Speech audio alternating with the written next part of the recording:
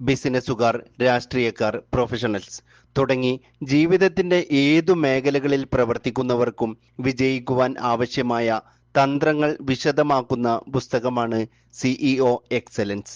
100-ലധികം വൻകിട കമ്പനികളിലെ പ്രവർത്തനങ്ങൾ വിലയിരുത്തി ഒരു സിഇഒ എങ്ങനെയാണ് കമ്പനിയെ നയിക്കുന്നത്, പ്രതിസന്ധികളെ എങ്ങനെ തരണം ചെയ്യുന്നു, എങ്ങനെ പുതിയ അവസരങ്ങൾ കണ്ടെത്തുന്നു, ജീവനക്കാരെ എങ്ങനെ നയിക്കുന്നു തുടങ്ങിയ കാര്യങ്ങൾ 5 വർഷത്തിലധികം ഗവേഷണം നടത്തി Carolyn Dewar, Scott Keller, Vikram Malhotra എന്നീ 3 എഴുത്തുകാർ തയ്യാറാക്കിയതാണ് ഈ പുസ്തകം.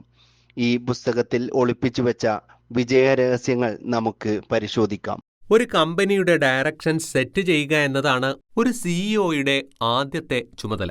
പറയുമ്പോൾ വളരെ ഈസിയായി തോന്നുന്നുവെങ്കിലും അതിൽ ഒരുപാട് കാര്യങ്ങൾ ഉൾപ്പെടുന്നുണ്ട്. ഒരു കമ്പനിയുടെ വിഷൻ എന്താണെന്നാണ് ആദ്യം തിരിച്ചറിയേണ്ടത്. ഒരു കമ്പനിയുടെ ഭാവിയെപ്പറ്റിയും വരാനിരിക്കുന്ന സാധ്യതകളെപ്പറ്റിയും മാർക്കറ്റ് കണ്ടീഷനുകളെപ്പറ്റിയും ഒരു സിഇഒയ്ക്ക് മികച്ച അറിവുണ്ടായിരിക്കണം. ഫ്യൂച്ചർ എന്താണെന്ന് ആർക്കും പറയാൻ സാധിക്കില്ല.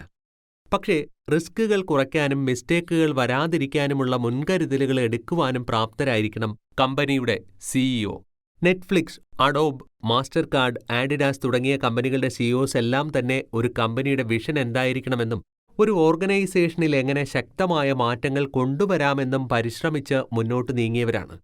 മാർക്കറ്റ് കണ്ടീഷനുകളും ബിസിനസിന്റെ ഓരോ ആസ്പെക്ട്സും ഒരുപോലെ ഫോക്കസ് ചെയ്യുമ്പോഴാണ് ഒരു സിഇഒയ്ക്ക് വിഷൻ ബിൽഡ് ചെയ്യാൻ സാധിക്കുന്നത്. ഈ ലോകത്തിനാവശ്യമായത് എന്താണ്? നിങ്ങളുടെ മികച്ച കഴിവെന്താണ്? നിങ്ങളുടെ പാഷൻ എന്താണ്? എങ്ങനെ നിങ്ങൾക്ക് പണം സമ്പാദിക്കാം തുടങ്ങിയ കാര്യങ്ങൾ നേരത്തെ തന്നെ പ്ലാൻ ചെയ്യണം എന്നാണ്. ഇലക്ട്രോണിക് റീറ്റെയിലർ കമ്പനിയായ ബെസ്റ്റ് ബൈയുടെ മുൻ സിഇഒ ആയ ഹ്യൂബർട്ട് ജോളി പറയുന്നത്, കമ്പനി വൻ നഷ്ടത്തിലായിരിക്കുന്ന സമയത്താണ് ജോളി അവിടെ സിഇഒ ആയി നിയമിക്കപ്പെടുന്നത്. കമ്പനിക്ക് പെട്ടെന്ന് തന്നെ ഒരു മാറ്റം വരണമെന്ന് അദ്ദേഹം തീരുമാനിക്കുകയും വിഷൻ പ്ലാനുകളെപ്പറ്റി ചിന്തിക്കുകയും ചെയ്തു. കൺസ്യൂമേഴ്സിന്റെ ടേസ്റ്റ് ആൻഡ് പ്രിഫറൻസിനനുസരിച്ച് ബിസിനസ്സിൽ മാറ്റങ്ങൾ വരുത്തിയാൽ അതിശയകരമായ ഒരു ഗ്രോത്ത് ഉണ്ടാകുമെന്ന ഉറച്ച ആത്മവിശ്വാസം ജോളിക്കുണ്ടായിരുന്നു. താമസിയാതെ തന്നെ ബെസ്റ്റ് ബൈ എന്ന കമ്പനി ലോകമെമ്പാടും പ്രശസ്തമാവുകയും ഒരുപാട് കസ്റ്റമേഴ്സിന് ഇലക്ട്രോണിക് ഉപകരണങ്ങൾ നേരിട്ട് കണ്ട് തിരഞ്ഞെടുക്കുവാനുള്ള അവസരങ്ങളും സംശയങ്ങൾക്കുള്ള ചോദ്യങ്ങൾക്ക് ഉടനടി മറുപടി കൊടുക്കുവാനും അവരുടെ ഓരോ റീറ്റെയിലർ സ്റ്റോറുകൾക്കും കഴിഞ്ഞു. ഇലക്ട്രോണിക് ഉപകരണങ്ങൾ വീടുകളിൽ എത്തിക്കുവാനും അത് സെറ്റ് ചെയ്ത് കൊടുക്കുവാനും ബെസ്റ്റ് ബൈക്ക് കഴിഞ്ഞു. ഒരു പൊട്ടൻഷ്യൽ വിഷൻ ഉള്ളതുകൊണ്ട് തന്നെയാണ് ഗോൾ അച്ചീവ് ചെയ്യാൻ അവർക്ക് സാധിച്ചത്.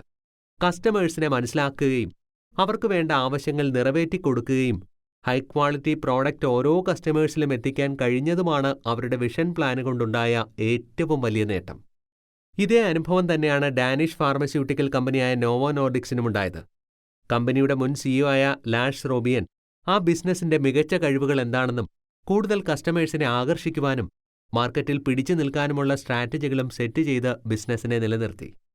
ഫിനാൻഷ്യൽ സക്സസ് മാത്രമല്ല ഒരു കമ്പനിക്ക് വേണ്ടത്, അതോടൊപ്പം തന്നെ തങ്ങളുടെ പ്രോഡക്ട്സും സർവീസും എത്രത്തോളം മാർക്കറ്റിലും കസ്റ്റമേഴ്സിന്റെ ഇടയിലും റീച്ച് ആകുന്നുവെന്നതാണ് പ്രധാനം. ആഡിഡാസ്, നൈക്ക് തുടങ്ങിയ കമ്പനികൾ ഇതിന് ബെസ്റ്റ് ഉദാഹരണങ്ങളാണ്. ഒരു ബിസിനസ്സിലുണ്ടായിരുന്ന ചട്ടക്കൂടുകൾ നീക്കം ചെയ്ത് പുതിയത് റീഫ്രെയിം ചെയ്യുമ്പോഴാണ് പുതിയ ആശയങ്ങളും മിഷൻ, വിഷൻ തുടങ്ങിയവ ക്രിയേറ്റുമാകുന്നത്. ഇത് നിറവേറ്റുക എന്നത് സിഇഒയുടെ ഉത്തരവാദിത്തങ്ങളാണ്. ഒരു കമ്പനിയിലെ സിഇഒയുടെ പ്രവർത്തനങ്ങളെ റീഫ്രെയിം ചെയ്യുക എന്ന് പറയുന്നത് അവരുടെ സ്ട്രാറ്റജികളും പ്ലാനുകളും മൊത്തത്തിൽ ചേഞ്ച് ആക്കുക എന്നല്ല അർത്ഥമാക്കുന്നത്. പകരം കമ്പനികളുടെ ചരിത്രത്തിലേക്ക് ഒരു ചെറിയ തിരിഞ്ഞുനോട്ടമാണ് നടത്തുന്നത്. കാരണം എന്താണ് യഥാർത്ഥത്തിൽ ആ ബിസിനസ്സിനെ വിജയിപ്പിക്കാൻ കാരണമായിട്ടുള്ളത് എന്ന് കണ്ടെത്തുകയും അതിൽ കൂടുതൽ ഫോക്കസ് ചെയ്യുകയും ആ ആശയങ്ങൾ വികസിപ്പിച്ച് പുതിയ അവസരങ്ങളെ ക്രിയേറ്റ് ചെയ്യുകയും ചെയ്യുന്നു. മൈക്രോസോഫ്റ്റ് സിഇഒ ആയ സത്യ നടല്ല, മാസ്റ്റർ കാർഡ് സിഇഒ ആയ അജയ് ബംഗ തുടങ്ങിയവരെല്ലാം തന്നെ പഴയ ചട്ടക്കൂടുകളിൽ നിന്നും പുതിയ ആശയങ്ങൾ വികസിപ്പിച്ചവരാണ്. ഒരു കമ്പനിയുടെ ഏറ്റവും ഉയർന്ന പദവിയിലിരിക്കുന്ന വ്യക്തിയാണ് സിഇഒ. കമ്പനികളുടെ സൈസ്, കൾച്ചർ, കോർപ്പറേറ്റ് സ്ട്രക്ചർ തുടങ്ങിയവയുടെ അടിസ്ഥാനത്തിൽ ഓരോ സിഇഒസിന്റെയും റെസ്പോൺസിബിലിറ്റീസ് വ്യത്യാസപ്പെട്ടിരിക്കുന്നു. കോർപ്പറേറ്റ് ഡിസിഷനുകൾ എടുക്കുക, കമ്പനികളുടെ മൊത്തത്തിലുള്ള ഓപ്പറേഷൻസ് മാനേജ് ചെയ്യുക, പ്രോപ്പർ കമ്മ്യൂണിക്കേഷൻസ് പാസ് ചെയ്യുക തുടങ്ങിയവയെല്ലാം തന്നെ ഒരു സിഇഒയുടെ ചുമതലകളാണ്.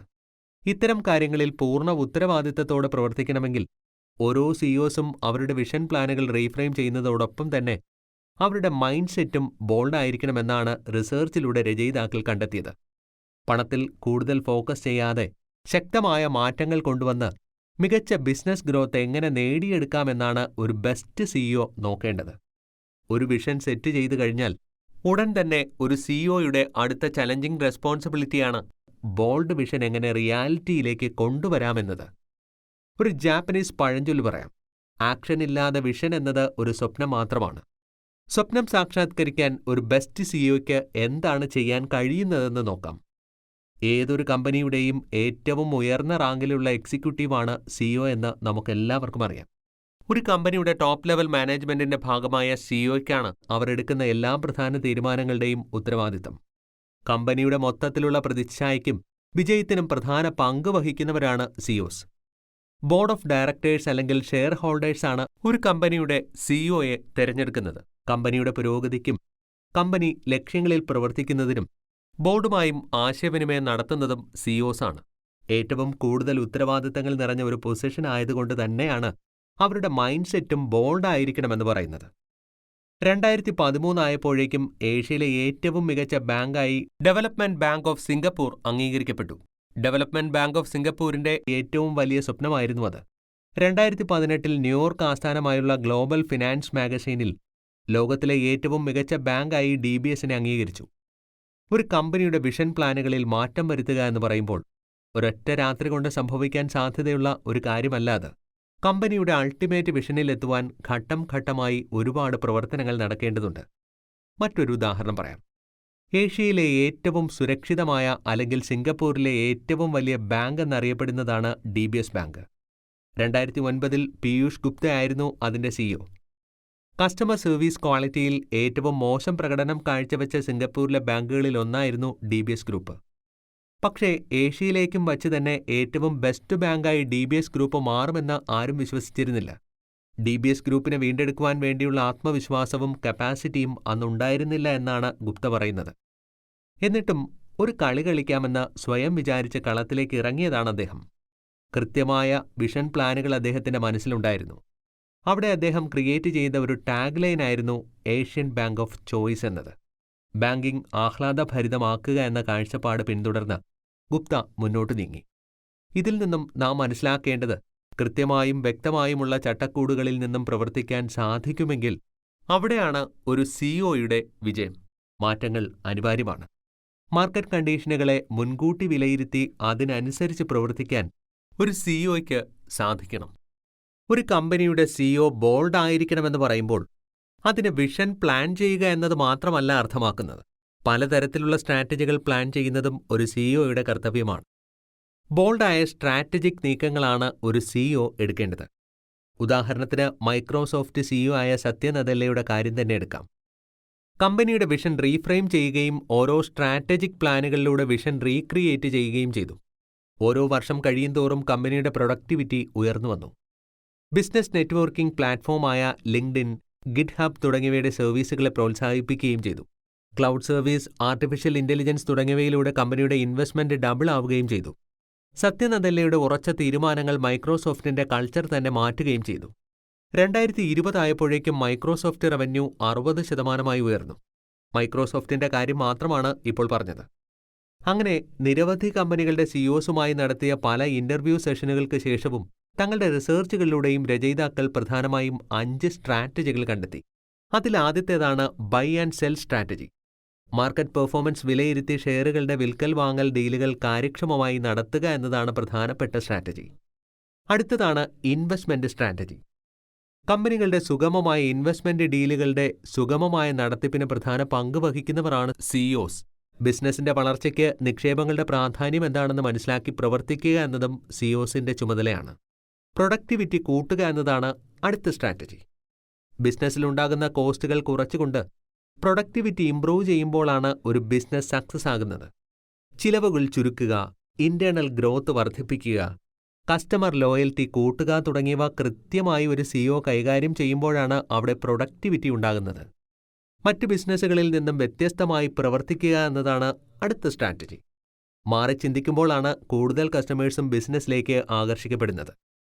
ബിസിനസിന്റെ ഓരോ മേഖലയിലും മാറ്റങ്ങൾ കൊണ്ടുവരാൻ സാധിച്ചാൽ അത് കമ്പനി പെർഫോമൻസ് വർദ്ധിപ്പിക്കാൻ ഒരുപാട് സഹായിക്കും. അടുത്ത സ്ട്രാറ്റജിയാണ് റിസോഴ്സ് അലോക്കേഷൻ. മെൻ, മണി, മെഷീൻ, മെറ്റീരിയൽ തുടങ്ങിയവയാണ് ഒരു കമ്പനിയുടെ പ്രധാനപ്പെട്ട റിസോഴ്സുകൾ. ഇവയെ മാക്സിമം വിനിയോഗിക്കുമ്പോഴാണ് ബിസിനസിന്റെ പ്രവർത്തനങ്ങൾ സ്മൂത്ത് ആകുന്നത്. ഓരോ ബിസിനസ്സുകൾക്കും അവരുടേതായ സ്ട്രാറ്റജികളും കൾച്ചറുമുണ്ട്.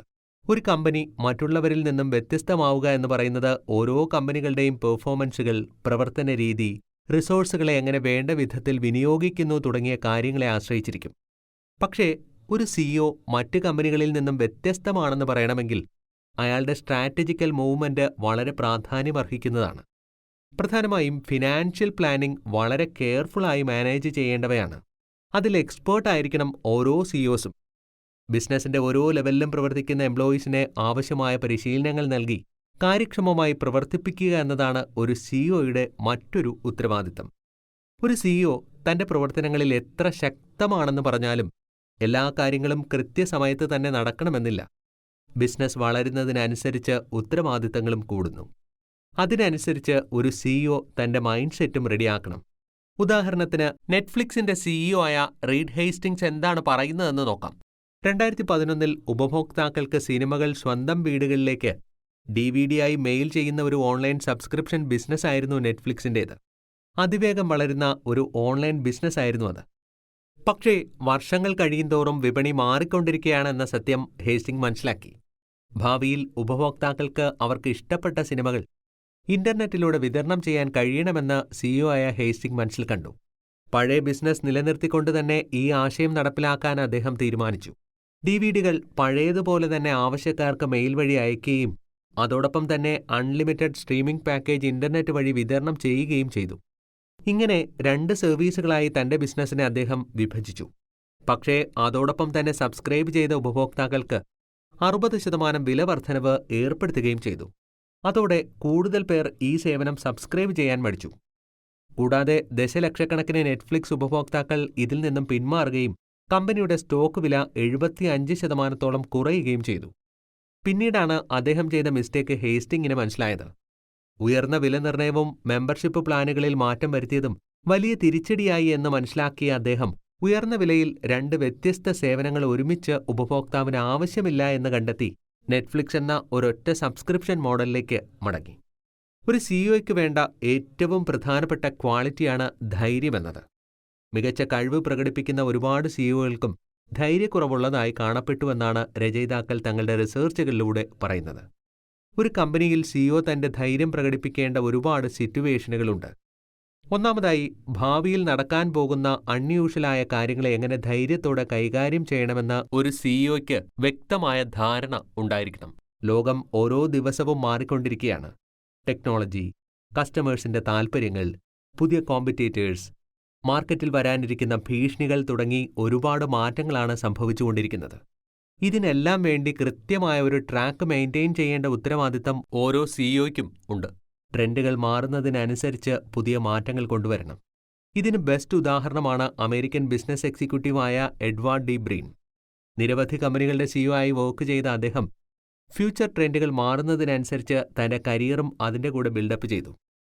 ഈ അനുഭവത്തിൽ നിന്നും വലിയൊരു പാഠമാണ് തങ്ങൾ പഠിച്ചതെന്ന് ഹേസ്റ്റിംഗ് പറയുന്നു. ഒരു ബിസിനസ് സ്ട്രാറ്റജിക്കലി എങ്ങനെ നിലനിൽക്കുന്നുവെന്ന് ഒരു കസ്റ്റമേഴ്സിനും അറിയേണ്ട കാര്യമില്ല എന്നാണ് അദ്ദേഹം പറയുന്നത്. ഹൈ ക്വാളിറ്റി പ്രോഡക്ട്സ് കൃത്യസമയത്ത് കസ്റ്റമേഴ്സിലേക്ക് എത്തിക്കുന്നതിലാണ് ഒരു ബിസിനസ് മികവ് പുലർത്തേണ്ടത്. വളരെ ശരിയായ കാര്യം തന്നെയല്ലേ? കോംപ്ലിക്കേറ്റഡായ ഒരുപാട് സിറ്റുവേഷനുകൾ കൈകാര്യം ചെയ്യാൻ പ്രാപ്തനായ അദ്ദേഹം കഴിഞ്ഞ 23 വർഷമായി സിഇഒ എന്ന റോൾ വളരെ ഭംഗിയായി നിർവഹിക്കുന്നു. ലോകത്തിലെ ഏറ്റവും വലിയ കെമിക്കൽ പ്രൊഡ്യൂസേഴ്സായ ഡ്യൂപോണ്ട് എന്ന കമ്പനിയുടെ സിഇഒ ആയി പ്രവർത്തിക്കുകയാണ് അദ്ദേഹം ഇപ്പോൾ. ഒരു സിഇഒ തങ്ങളുടെ കമ്പനിയുടെ സ്ട്രാറ്റജിക് പ്ലാൻ ആസൂത്രണം ചെയ്യുക എന്നതിനർത്ഥം ഭാവിയെക്കുറിച്ചുള്ള അവരുടെ വീക്ഷണവും കൂടിയാണ്. ബിസിനസ്സിൽ ഓരോ പ്ലാനുകളും ആസൂത്രണം ചെയ്തതിനു ശേഷം ഓരോ വർക്കുകളും മാനേജ്മെന്റ് ടീമുകളുമായി കമ്മ്യൂണിക്കേറ്റ് ചെയ്യുന്നു. കമ്പനിയുടെ ഓരോ ലെവലിലേക്കും അത് പാസ് ചെയ്യുന്നു. ഒബ്ജക്റ്റീവ്സ് സെറ്റ് ചെയ്യുന്നു. ഓരോ ടീമുകളെയും എൻകറേജ് ചെയ്യുന്നു. ഗോൾ അച്ചീവ് ചെയ്യുന്നു. ഒരു ബിസിനസിന്റെ ഓരോ സ്ട്രാറ്റജിക് പ്ലാനുകളുടെയും ഫ്ലോ ഇങ്ങനെയാണ്. ഗൂഗിൾ സിഇഒ ആയ സുന്ദർ പിച്ചെ പോലും ഈ രീതിയാണ് ഫോളോ ചെയ്യുന്നതെന്നും രചയിതാക്കൾ പറയുന്നു. ഒരു സിഇഒയ്ക്ക് ബിസിനസ്സിലെ എല്ലാ മേഖലകളും കൈകാര്യം ചെയ്യാൻ ധൈര്യമുണ്ടായാൽ മാത്രം പോരാ, വരാനിരിക്കുന്ന റിസ്ക് ഫാക്ടറുകളെ എങ്ങനെ ഡീൽ ചെയ്യുന്നു എന്നതും അനിവാര്യമാണ്. ബിസിനസ്സിൽ ഓരോ പുതിയ ആശയങ്ങൾ കൊണ്ടുവരുമ്പോഴും അതിന് റിസ്കുകൾ വരാം, വരാതിരിക്കാം. ഒരു നാണയത്തിന്റെ 2 വശങ്ങൾ പോലെയാണത്. അതുകൊണ്ട് തന്നെ അതിനുവേണ്ടിയുള്ള മുൻകരുതലുകൾ എടുത്ത് നേരത്തെ തന്നെ കരുതിയിരിക്കുന്നവർ ആയിരിക്കണം ഓരോ സിഇഒസും. അഡോബിന്റെ സിഇഒ ആയ ശാന്തനു നാരായണൻ തന്റെ ഒരു അനുഭവം വിശദീകരിക്കുന്നു. തങ്ങളുടെ എല്ലാ കസ്റ്റമേഴ്സിനെയും ഓൺലൈനിലേക്ക് മൈഗ്രേറ്റ് ചെയ്യാൻ അദ്ദേഹം ഒരു പദ്ധതി ഉണ്ടാക്കി. തങ്ങളുടെ പ്രോഡക്ട്സ് ഓൺലൈൻ വഴി കസ്റ്റമേഴ്സിന് എത്തിക്കണമെന്നത് കമ്പനിയുടെ ഒരു വലിയ വിഷനായിരുന്നു. കമ്പനിയുടെ സിഇഒയുടെ മേൽനോട്ടത്തിൽ നിരവധി പേരുടെ കഠിന പ്രയത്നത്തിന്റെ ഫലമായി അവരുടെ ഗോൾ നേടിയെടുക്കുവാനും സാധിച്ചു. ഒരു ബിസിനസ്സിൽ ചെയ്യേണ്ട ചില കാര്യങ്ങൾ ലോങ് ടൈമായും ക്ഷമയോടുകൂടിയും ചെയ്യേണ്ടവയാണ്. എന്നാൽ മറ്റു ചില കാര്യങ്ങൾക്ക് ഒട്ടും ക്ഷമയുണ്ടാകരുത്. ഉടനടി അത് ചെയ്തു തീർക്കണം. ഒരു ബിസിനസ്സിന്റെ പ്രസന്റും ഭാവിയും ബാലൻസ് ചെയ്യാൻ കഴിയുന്ന ഒരു വ്യക്തിയാണ് കമ്പനിയുടെ സിഇഒ.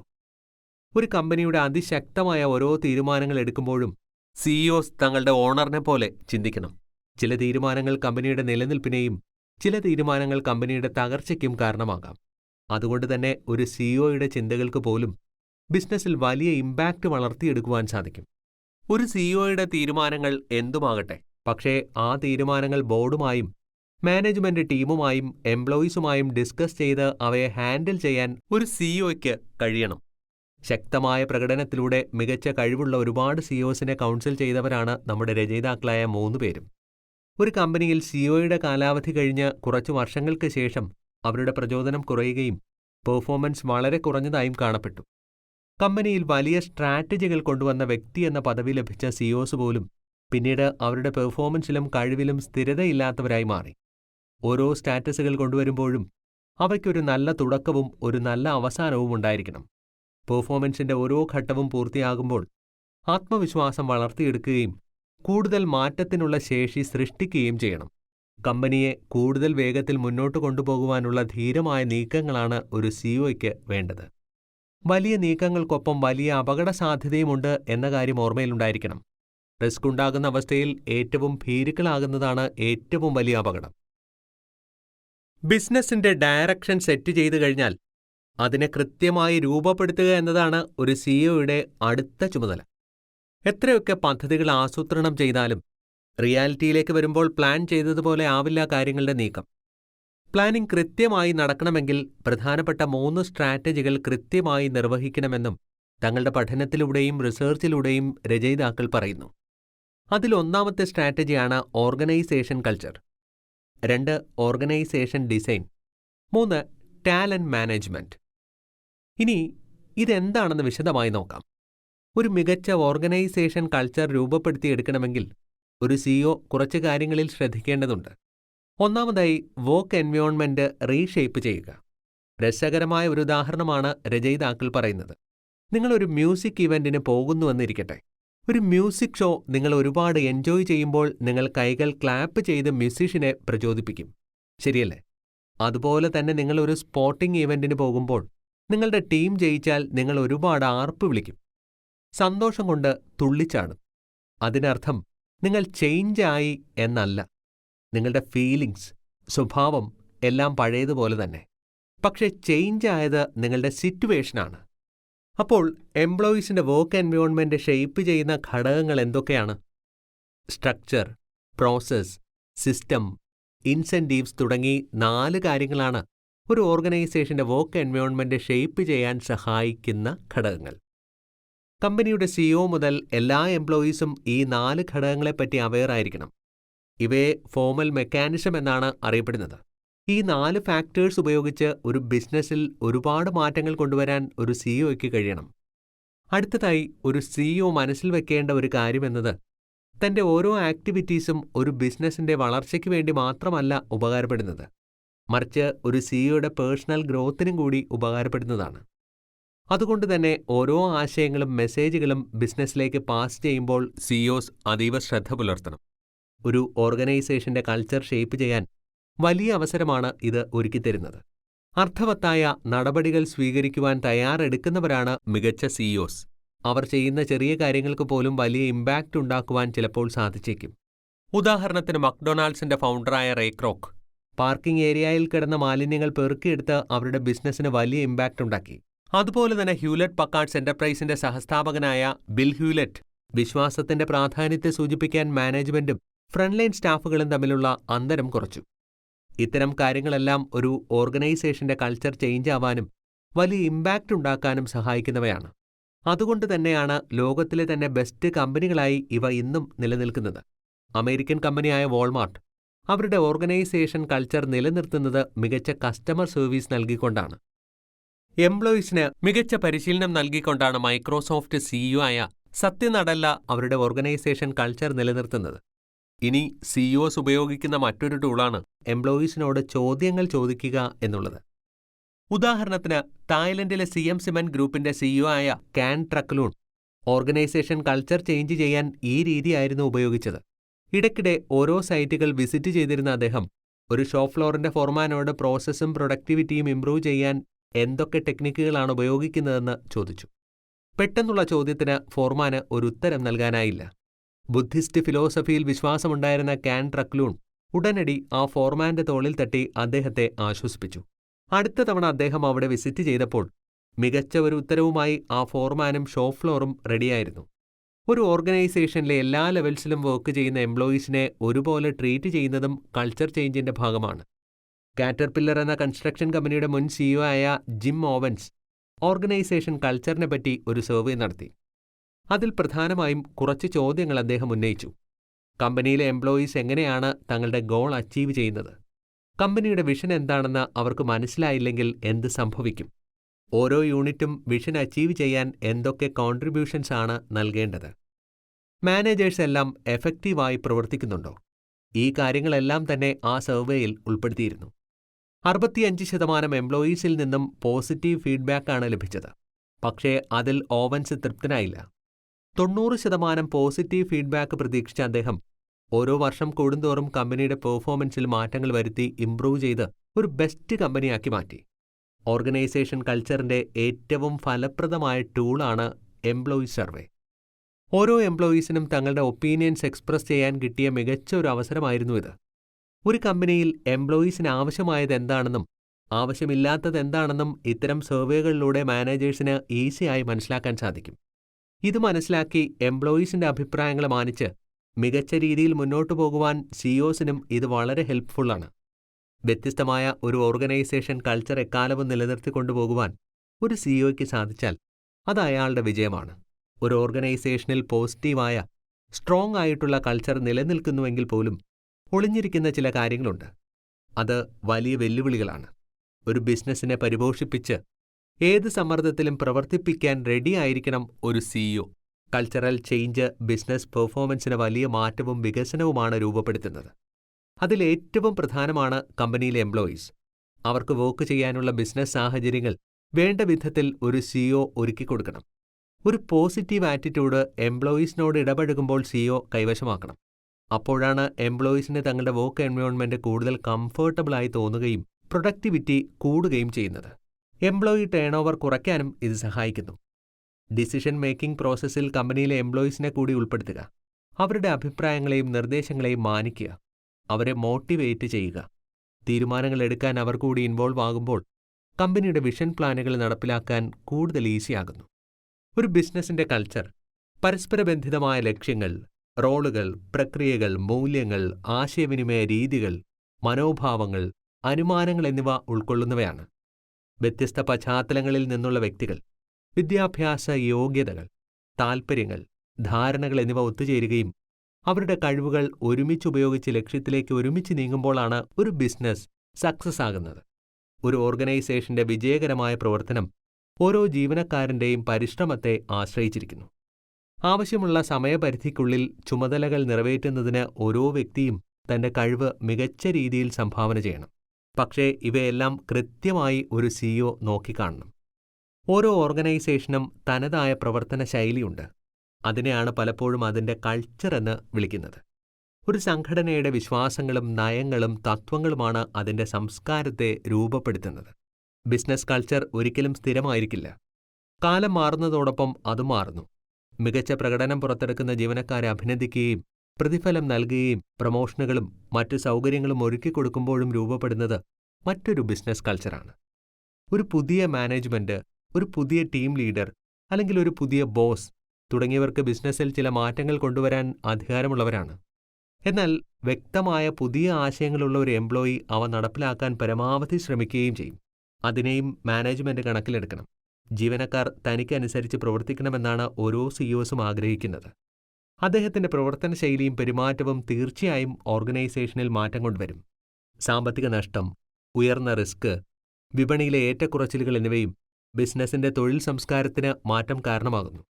ഒരു ഓർഗനൈസേഷൻ നഷ്ടത്തിലാകുമ്പോൾ ജീവനക്കാർക്ക് മുൻപ് നൽകിയിരുന്ന പ്രതിഫലവും മറ്റ് സൗകര്യങ്ങളും നൽകുന്നതിൽ പരാജയപ്പെടുന്നു. അതും കൾച്ചർ ചേഞ്ചിന് ഒരു വലിയ കാരണമാണ്. പുതിയ ക്ലയന്റുകളെ സ്വന്തമാക്കുന്നത് തൊഴിൽ സംസ്കാരത്തിൽ മാറ്റത്തിന് കാരണമായേക്കാം. പുതിയ ക്ലയന്റുകളുടെ പ്രതീക്ഷകൾ നിറവേറ്റുന്നതിനായി ജീവനക്കാർക്ക് അവരുടെ പ്രവർത്തന ശൈലിയിൽ മാറ്റം വരുത്തേണ്ടി വന്നേക്കാം. വളരെ വേഗത്തിൽ ലക്ഷ്യങ്ങൾ കൈവരിക്കുന്നതിന് തങ്ങളുടെ മനോഭാവത്തിലും ധാരണയിലും പ്രവർത്തന ശൈലിയിലും മാറ്റം വരുത്തേണ്ടതുണ്ടെന്ന് ജീവനക്കാർ സ്വയം മനസ്സിലാക്കിയേക്കാം. അത്തരം സ്വയം തിരിച്ചറിവ് എപ്പോഴും ചില മാറ്റങ്ങൾക്ക് കാരണമാകുന്നു. ഒരു ബിസിനസ്സിനെ വിജയകരമാക്കുന്നതിന്റെ അടിസ്ഥാന ഭാഗമാണ് ഓർഗനൈസേഷൻ ഡിസൈൻ. ബിസിനസ്സിന് നിലവിൽ ആവശ്യമായുള്ളതും ഭാവിയിൽ അത് എവിടെ എത്തിച്ചേരണമെന്നുമുള്ളതിന്റെ ഗ്യാപ്പ് തടയാൻ ഒരു നല്ല ഓർഗനൈസേഷൻ ഡിസൈന് സാധിക്കും. സിസ്റ്റങ്ങൾ, ഘടനകൾ, ആളുകളുടെ പ്രവർത്തന രീതികൾ, പ്രതിഫലങ്ങൾ, പ്രകടനങ്ങൾ, നയങ്ങൾ, പ്രക്രിയകൾ, കൾച്ചർ, വർക്കിംഗ് കണ്ടീഷൻസ് തുടങ്ങിയവയെല്ലാം ഒരു ബിസിനസിന്റെ ഡിസൈൻ രൂപപ്പെടുത്താൻ സഹായിക്കുന്ന ഘടകങ്ങളാണ്. കാലങ്ങളും സമയങ്ങളും മാറുന്നതിനനുസരിച്ച് ഒരു ബിസിനസിന്റെ ഡിസൈനും സ്ട്രക്ചറും മാറിക്കൊണ്ടിരിക്കും. ഒരു ഓർഗനൈസേഷൻ ഡിസൈൻ ക്രിയേറ്റ് ആകണമെങ്കിൽ അതിന്റെ സമ്പൂർണ്ണ ഉത്തരവാദിത്തം ബിസിനസ്സിലെ സിഇഒയ്ക്കാണ്. ബിസിനസിന്റെ സ്ട്രക്ചർ എപ്പോഴും സ്ട്രോങ്ങും ഫ്ലെക്സിബിളുമായിരിക്കണം. 19-ാം നൂറ്റാണ്ടിന്റെ അവസാനത്തിലും 20-ാം നൂറ്റാണ്ടിന്റെ തുടക്കത്തിലുമാണ് ലോകത്തിലെ ഏറ്റവും വലിയ അംബരചുംബികൾ നിർമ്മിക്കപ്പെട്ടത്. ശക്തമായ കാറ്റിൽ ഒരിഞ്ചുപോലും ഇളകാത്ത ഘടനകളായിരുന്നു അവയ്ക്കുള്ളത്. ഇങ്ങനെ ഓരോ ഉയർന്ന ടവറുകൾ നിർമ്മിക്കുമ്പോഴും അതിശക്തമായ കാറ്റിനെ പ്രതിരോധിക്കാൻ ഡെവലപ്പേഴ്സ് സ്ട്രക്ചറുകളിൽ വീണ്ടും വീണ്ടും മാറ്റങ്ങൾ വരുത്തി. അതുകൊണ്ടുതന്നെ ഇന്നും അവ കൂടുതൽ ഫ്ലെക്സിബിളായും സ്ട്രോങ് ആയും നിലനിൽക്കുന്നു. ഇതുപോലെ തന്നെയാണ് ഒരു ഓർഗനൈസേഷന്റെ ഡിസൈനും. ബിസിനസ് കൂടുതൽ വളരുന്നു, ആഗോളതലത്തിൽ എത്തിച്ചേരുന്നു. അതിനെല്ലാം അടിസ്ഥാനം ബിസിനസിന്റെ ഡിസൈനും സ്ട്രക്ചറുമാണ്. ഷെയർ ഹോൾഡേഴ്സിന്റെ demand, technology, digitalisation, market performance തുടങ്ങിയവയെല്ലാം തന്നെ ബിസിനസിന്റെ ഡിസൈനെ ബാധിക്കുന്ന മുഖ്യ ഘടകങ്ങളാണ്. 21-ാം നൂറ്റാണ്ടിന്റെ തുടക്കത്തിൽ നിലനിന്നിരുന്ന ബിസിനസ്സുകളെല്ലാം തന്നെ താരതമ്യേന ചെറുതായിരുന്നു, പക്ഷേ അവരുടെ പ്രൊഡക്ടിവിറ്റി ഉയർന്നതായിരുന്നു. പിന്നീട് ബിസിനസ്സുകൾ വളർന്ന ഗ്ലോബൽ ലെവലിലേക്ക് എത്തിയപ്പോൾ ഗംഭീരമായ മാറ്റങ്ങളാണ് വന്നത്. കഴിവുള്ള കുറച്ച് കൂടുതൽ എംപ്ലോയീസ്, അഡ്വാൻസ്ഡ് ടെക്നോളജീസ്, പുതിയ എക്യുപ്മെന്റ്സ്, മെഷീനറീസ് തുടങ്ങി നിരവധി ചേഞ്ചസ് ആണ് ഉണ്ടായത്. അതോടൊപ്പം തന്നെ ബിസിനസിന്റെ സ്ട്രക്ചറും മാറി. ഒരു ഓർഗനൈസേഷന് മികച്ച ഒരു സ്ട്രക്ചർ രൂപപ്പെടുത്തിയെടുക്കാൻ കഴിഞ്ഞുവെങ്കിൽ അതിനു പിറകിൽ ഒരു സിഇഒയുടെ കഠിനമായ പ്രയത്നമുണ്ട്. ദി ഗോൾഡി ലോക്സ് പ്രിൻസിപ്പിളിനെ പറ്റി നിങ്ങൾ കേട്ടിട്ടുണ്ടോ? 19-ാം നൂറ്റാണ്ടിലെ ഒരു പെൺകുട്ടിയുടെ ഫെയറി ടെയിലാണിത്. ഗോൾഡി ലോക്സ് എന്നായിരുന്നു ആ പെൺകുട്ടിയുടെ പേര്. 3 ബൗളുകളിലുണ്ടായിരുന്ന കഞ്ഞി ടെസ്റ്റ് ചെയ്തതിനു ശേഷം കൂടുതൽ ചൂടോ കൂടുതൽ തണുപ്പോ ഇല്ലാത്തതാണ് തനിക്ക് ഇഷ്ടമെന്ന് ആ പെൺകുട്ടി പറഞ്ഞു. കൂട്ടത്തിലിത് ശരിയായ അളവിലുള്ള ടെമ്പറേച്ചർ ആണെന്നും പറഞ്ഞു. ശരിയായ അളവ് എന്ന കൺസെപ്റ്റിനാണ് നാം ഇവിടെ പ്രാധാന്യം കൊടുക്കുന്നത്. ഒരു സിഇഒ തന്റെ അധികാരത്തിലിരുന്നു കൊണ്ട് ഒരു കമ്പനിയുടെ എഫിഷ്യൻസി ഇംപ്രൂവ് ചെയ്യുന്നു, കൺട്രോൾ ചെയ്യുന്നു, ബിസിനസിന്റെ എല്ലാ ലെവൽസും മാനേജ് ചെയ്യുന്നു. അതോടൊപ്പം തന്നെ കമ്പനിയിലെ മറ്റ് ജീവനക്കാരെയും ഡിസിഷൻ മേക്കിംഗ് പ്രോസസ്സിൽ ഉൾപ്പെടുത്തുന്നു. അവരുടെ ആശയങ്ങളും നിർദ്ദേശങ്ങളും അംഗീകരിക്കുന്നു. അത് ബിസിനസ് ഇന്നൊവേഷനും പ്രൊഡക്ടിവിറ്റി കൂട്ടാനും കൂടുതൽ കസ്റ്റമർ റെസ്പോൺസ് കിട്ടാനും സഹായിക്കുന്നു. ഒരു മികച്ച സിഇഒ ഗോൾഡി ലോക്ക് പ്രിൻസിപ്പിൾ തീർച്ചയായും സ്വീകരിക്കും. കാരണം എല്ലാം ശരിയായ അളവിൽ കൊണ്ടുപോകാൻ അയാൾക്ക് കഴിയും. ഒരു സിഇഒ തങ്ങളുടെ അധികാരം എംപ്ലോയീസിന് വിഭജിച്ചു കൊടുക്കുമ്പോഴാണ് അവിടെ കൂടുതൽ പ്രൊഡക്ടിവിറ്റിയും ഓർഗനൈസേഷൻ സ്ട്രക്ചറും രൂപപ്പെടുന്നത്. ഒരു ഉദാഹരണം പറയാം. സൂറിച്ച് ആസ്ഥാനമായുള്ള പവർ ടെക്നോളജി ആൻഡ് ഓട്ടോമേഷൻ കമ്പനിയായ ഏസിയ ബ്രൗൺ ബ്രോവറിയുടെ സിഇഒ ആയിരുന്നു പേഴ്സി ബാർണവിക്. തന്റെ അധികാരം എംപ്ലോയീസിന് വിഭജിച്ചു കൊടുക്കുന്നതിലൂടെ ഒരുപാട് അവസരങ്ങളാണ് അദ്ദേഹം മുന്നിൽ കണ്ടത്. എംപ്ലോയീസിന് മുകളിലുള്ള മാനേജ്മെന്റിന്റെ അധികാരം മുഴുവനായി എടുത്തുകളഞ്ഞ് ലോകമെമ്പാടുമുള്ള ജീവനക്കാർക്ക് ആസ്ഥാനത്ത് നിന്നും ഒരിടപെടലുമില്ലാതെ തന്നെ പുതിയ ഉൽപ്പന്നങ്ങൾ അവതരിപ്പിക്കുവാനും ഡിസൈനുകളും ഉൽപ്പാദന രീതികളും മാറ്റുവാനുള്ള ഒരു വലിയ അവസരമാണ് അദ്ദേഹം തുറന്നുകൊടുത്തത്. ബാർണവിക് ABBയെ 5000 പ്രോഫിറ്റ് സെന്ററുകളായി വിഭജിച്ചു. കുറഞ്ഞ കാലയളവിൽ തന്നെ വലിയൊരു പ്രോഫിറ്റ് നേടിയെടുക്കുവാൻ കമ്പനിക്ക് സാധിച്ചു. ഇനി മറ്റൊരു ഉദാഹരണം പറയാം. യാഹുവിന്റെ മുൻ സിഇഒ ആയ ടെറി ഷെമൽ കമ്പനിയുടെ റിസോഴ്സുകൾ കൃത്യമായി അലോക്കേറ്റ് ചെയ്യാൻ കമ്പനിയുടെ 44 ബിസിനസ് യൂണിറ്റുകളെ 4 ഗ്രൂപ്പുകളാക്കി മാറ്റി. എല്ലാ ഡിവിഷനിലുമുള്ള റിസോഴ്സുകളെ ഏകോപിപ്പിച്ചു. വളരെ കൃത്യമായി കോർഡിനേറ്റും ചെയ്തു. തുടർന്ന് ഒരു മികച്ച മീഡിയ കമ്പനിയായി യാഹു വളർന്നു. ബിസിനസിന്റെ ഡിസൈൻ മാറുന്നതിനനുസരിച്ച് അതിന്റെ പ്രൊഡക്ടിവിറ്റിയും കൂടുന്നു. ഒരു ഓർഗനൈസേഷൻ തെറ്റായ ദിശയിലേക്ക് നീങ്ങുമ്പോൾ അതിനെ ശരിയായ ദിശയിലേക്ക് കൊണ്ടുവരേണ്ട ഉത്തരവാദിത്തം സിഇഒയ്ക്കാണ്. ഒരു ക്ലോക്കിലെ പെൻഡുലമായി ഇതിനെ ബന്ധപ്പെടുത്തിയിരിക്കുന്നു. അടുത്തതായി മെട്രിക്സ് ഓർഗനൈസേഷനെ പറ്റിയാണ് രചയിതാക്കൾ പറഞ്ഞിരിക്കുന്നത്. ബിസിനസ്സിലെ ഏതെങ്കിലും ഒരു എംപ്ലോയി തങ്ങളുടെ പ്രവർത്തനങ്ങളെ ഒന്നിൽ കൂടുതൽ മാനേജേഴ്സ് അല്ലെങ്കിൽ ലീഡേഴ്സിന്റെ അടുക്കൽ റിപ്പോർട്ട് ചെയ്യുന്നതിനെയാണ് മെട്രിക്സ് ഓർഗനൈസേഷൻ എന്ന് പറയുന്നത്. മെട്രിക്സ് ഓർഗനൈസേഷനും ഒരു ഓർഗനൈസേഷൻ സ്ട്രക്ചറും തമ്മിൽ വളരെ അടുത്ത ബന്ധമുണ്ട്. കമ്പനിയിലെ വിവിധ ഡിപ്പാർട്ട്മെന്റ്സുമായി ഒരു കൊളാബറേഷൻ ഉണ്ടാക്കിയെടുക്കുവാൻ മെട്രിക്സ് ഓർഗനൈസേഷന് സാധിക്കും. കമ്മ്യൂണിക്കേഷൻ മികച്ച രീതിയിൽ പാസ് ചെയ്യുവാൻ സാധിക്കും. വിവിധ ഡിപ്പാർട്ട്മെന്റുകളിലുള്ള എംപ്ലോയീസിനെ ഒന്നിൽ കൂടുതൽ ലീഡേഴ്സ് മാനേജ് ചെയ്യുന്നു. ഒന്നിൽ കൂടുതൽ ഡിപ്പാർട്ട്മെന്റുകളെ ഒരുമിച്ച് ബന്ധിപ്പിക്കുന്ന ഈ ഒരു മെട്രിക്സ് ഓർഗനൈസേഷൻ സ്ട്രക്ചർ ശരിക്കും പരമ്പരാഗതമായി ഫോളോ ചെയ്തു വരുന്നവയാണ്. ഉദാഹരണത്തിന്, നിങ്ങളിപ്പോൾ ഒരു ബിസിനസിന്റെ അഡ്മിനിസ്ട്രേഷനിൽ വർക്ക് ചെയ്യുന്നുവെന്നിരിക്കട്ടെ. നിങ്ങൾ റിപ്പോർട്ട് ചെയ്യുന്നത് അഡ്മിനിസ്ട്രേറ്റീവ് മാനേജറിനോടായിരിക്കും. സ്വന്തമായി ഒരു ഡിസിഷൻ എടുക്കാതെ അഡ്മിനിസ്ട്രേറ്റീവ് മാനേജർ ആ റിപ്പോർട്ട് എക്സിക്യൂട്ടീവ് ഡയറക്ടർക്ക് കൈമാറുന്നു. ഇങ്ങനെയാണ് ഒരു മെട്രിക്സ് ഓർഗനൈസേഷൻ പോകുന്നത്. 1960കളിലാണ് അമേരിക്കയിലെ എയറോസ്പേസ് വ്യവസായത്തിൽ നിന്നും മെട്രിക്സ് ഓർഗനൈസേഷൻ ഉടലെടുക്കുന്നത്. ഓർഗനൈസേഷനിലെ ഒരു വകുപ്പിനുള്ളിൽ കാര്യക്ഷമമായി പൂർത്തിയാക്കാൻ കഴിയാത്ത വലിയ തോതിലുള്ള സങ്കീർണമായ പ്രൊജക്റ്റുകൾ ഏറ്റെടുക്കുവാൻ വേണ്ടിയാണ് മെട്രിക്സ് ഓർഗനൈസേഷൻ എന്ന ആശയം കമ്പനികൾ സ്വീകരിച്ചത്. അതുകൊണ്ട് തന്നെ ഒരു കമ്പനിയിലെ വിവിധ ഡിപ്പാർട്ട്മെന്റുകൾക്കിടയിൽ കൂടുതൽ സഹകരണം വളരാൻ ഇത് സഹായിച്ചു. കൂടാതെ വ്യത്യസ്ത പ്രശ്നങ്ങൾക്ക് വ്യക്തമായ പരിഹാരങ്ങൾ കൊണ്ടുവരുവാനും ഒരുമിച്ച് പ്രവർത്തിക്കുവാനും ഇതുകൊണ്ട് സാധിച്ചു. ഡ്യൂപോൺ കമ്പനിയുടെ സിഇഒ ആയ എഡ് ബ്രീൻ അദ്ദേഹത്തിന്റെ ഒരു വലിയ പ്രൊജക്റ്റിലുണ്ടായ നഷ്ടമാണ് ഇനി പറയാൻ പോകുന്നത്. വലിയ ഹാർഡ് വർക്കിംഗ് ആയ നിരവധി തൊഴിലാളികൾ കമ്പനിയിൽ ഉണ്ടായിരുന്നിട്ടും എവിടെയൊക്കെയോ ഉത്തരവാദിത്തങ്ങൾ നഷ്ടപ്പെട്ടതായി അദ്ദേഹത്തിന് തോന്നി.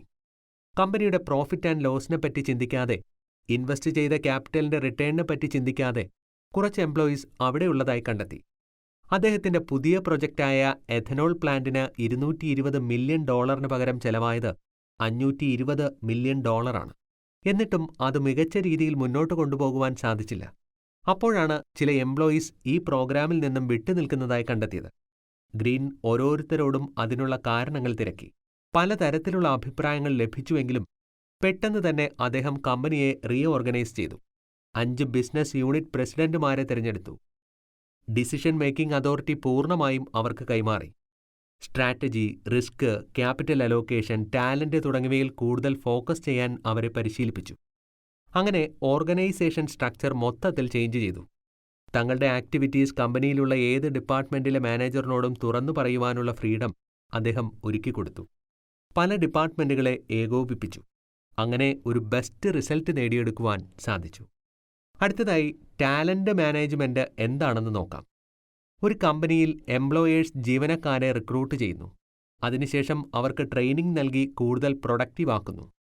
ഒരു നീണ്ട കാലയളവിലേക്ക് അവരെ കമ്പനിയിൽ പിടിച്ചു നിൽക്കാൻ പ്രാപ്തരാക്കുന്നു. ഈ പ്രോസസ്സാണ് ടാലന്റ് മാനേജ്മെന്റ്. ബിസിനസ്സിലെ ജീവനക്കാരുടെ കഴിവ് വികസിപ്പിക്കുവാനും അവരോട് കൂടുതൽ ഇടപഴകുവാനും സമയമെടുക്കുന്ന ബിസിനസ്സുകൾ ഇന്നൊവേറ്റീവാണ്, ലാഭകരവുമാണ്. നേരെമറിച്ച് കഴിവുകൾ നിലനിർത്താൻ കഴിയാത്തവർക്ക് ഒരു ഗ്രോത്ത് പൊട്ടൻഷ്യൽ ഉണ്ടാവില്ല. ബിസിനസിന്റെ ലക്ഷ്യങ്ങൾ കൈവരിക്കുന്നതിന് ആവശ്യമായ കഴിവുകൾ ഡിസൈൻ ചെയ്തുകൊണ്ടാണ് മിക്ക ടാലന്റ് സ്ട്രാറ്റജികളും ആരംഭിക്കുന്നത്. ഒരു സിഇഒയുടെ കൺട്രോളിലാണ് ഓരോ സ്ട്രാറ്റജികളും സെറ്റ് ചെയ്യുന്നത്. അടുത്ത പ്രോസസ്സാണ് റിക്രൂട്ട്മെന്റ് എന്നത്. ബിസിനസ് ബ്രാൻഡിനെ ഫലപ്രദമായി പ്രതിനിധീകരിക്കുക, ശരിയായ ഉദ്യോഗാർത്ഥികളെ നിർണയിക്കുക, അപേക്ഷകരെ മുൻകൂട്ടി പരിശോധിക്കുക, മികച്ച ഇന്റർവ്യൂസ് നടത്തുക എന്നിവയാണ് ടാലന്റ് മാനേജ്മെന്റിൽ ഉൾപ്പെടുന്ന അടുത്ത പ്രോസസ്സ്. ജോലിസ്ഥലത്തെ കൾച്ചർ ജീവനക്കാർക്ക് പരിചയപ്പെടുത്തുകയും അവരുടെ ടീമുമായും ഓർഗനൈസേഷനുമായും ബന്ധം പുലർത്തുവാൻ സഹായിക്കുന്ന ഒരു ഘടനാപരമായ ഓൺബോർഡിംഗ് പ്രോഗ്രാം നിലനിർത്തുന്നതിന് അത്യന്താപേക്ഷിതമാണ്. പരിശീലനവും വികസനവും ഒരു തൊഴിലാളിക്ക് അനിവാര്യമാണ്. ഒരു കാലത്ത് പഠനാവസരങ്ങൾ നേടുന്നത് ജീവനക്കാരന്റെ ഉത്തരവാദിത്തമായി കണക്കാക്കപ്പെട്ടിരുന്നു. ഇന്ന് പല തൊഴിലാളികളും തങ്ങളുടെ എംപ്ലോയേഴ്സ് തന്നെ കരിയർ മുന്നോട്ട് കൊണ്ടുപോകുന്നതിന് ആവശ്യമായ ഉപകരണങ്ങളും മാർഗനിർദ്ദേശവും പിന്തുണയും നൽകുന്നുണ്ട്. പെർഫോമൻസ് മാനേജ്മെന്റാണ് മറ്റൊരു പ്രധാന ഘടകം. എംപ്ലോയീസിന്റെ പെർഫോമൻസുകൾ ഇടയ്ക്കിടെ വിലയിരുത്തുന്നത് ബിസിനസ് ലക്ഷ്യങ്ങൾ കൈവരിക്കുന്നത് സാധ്യമാക്കുന്നു. നഷ്ടപരിഹാരവും ആനുകൂല്യങ്ങളും നൽകുന്നത് മറ്റൊരു സ്ട്രാറ്റജിയാണ്. ന്യായമായ നഷ്ടപരിഹാരം പ്രധാനമാണ്. എന്നാൽ എംപ്ലോയീസിനെ ആകർഷിക്കുവാനും നിലനിർത്തുവാനും ലീഡേഴ്സ് ഒരു ശമ്പളത്തിനപ്പുറം അവർക്ക് ആനുകൂല്യങ്ങൾ നൽകണം. ബിസിനസ്സിലെ റോളുകൾ തിരിച്ചറിഞ്ഞു കഴിഞ്ഞാൽ മികച്ച സിഇഒസ് അവ ഓരോന്നും ഡിഫൈൻ ചെയ്യുന്നു. അതിനുശേഷം വ്യക്തമായ വിവരണം ഓരോ എംപ്ലോയീസിനും നൽകുന്നു.